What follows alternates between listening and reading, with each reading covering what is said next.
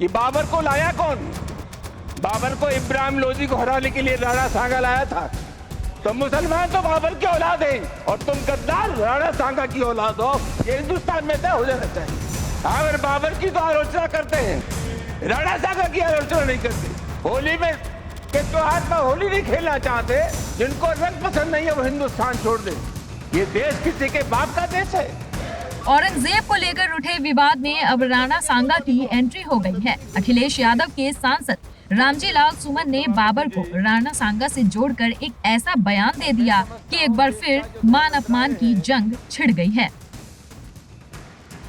दरअसल समाजवादी पार्टी के वरिष्ठ नेता और राज्यसभा सदस्य रामजी लाल सुमन औरंगजेब पर विवाद को लेकर संसद में अपनी बात रख रहे थे। बस इसी दौरान उन्होंने ऐतिहासिक राजपूत राजा पर राणा सांगा को गद्दार बता डाला। साथ ही उन्होंने इस बयान देने वालों पर गद्दार राणा सांगा की औलाद कहा। कि बाबर को लाया कौन?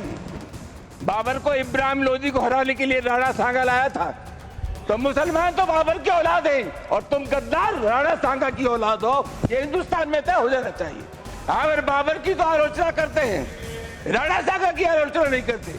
सभापति महोदय, ये बहुत सभापति महोदय, ये देश की एकता का सवाल है।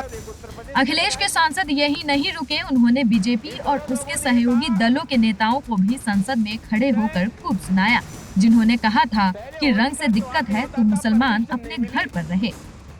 सभापति महोदय, बार बार कहा जाता है और अभी कहा गया कि जो लोग होली में के त्योहार पर होली नहीं खेलना चाहते, और जैसा मैंने कहा जिनको रंग पसंद नहीं है वो हिंदुस्तान छोड़ दे।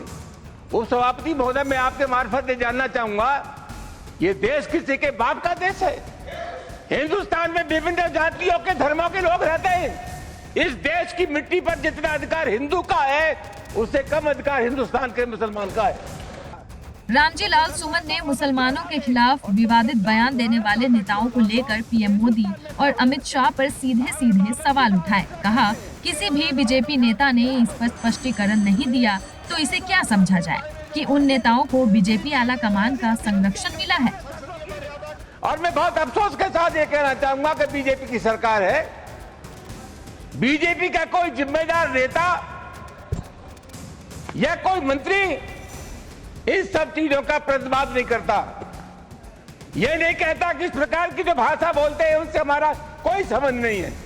तो क्या हम मान करके चले कि इस प्रकार के जो तत्व है उनको सरकारी संरक्षण प्राप्त है या इनको भाषा अच्छी लगती है?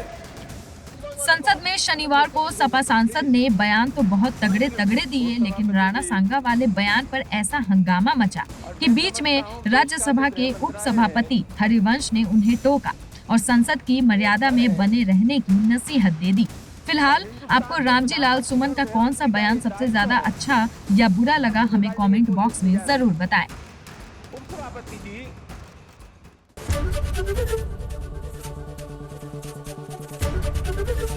एबीपी गंगा, खबर आपकी, जुबान आपकी।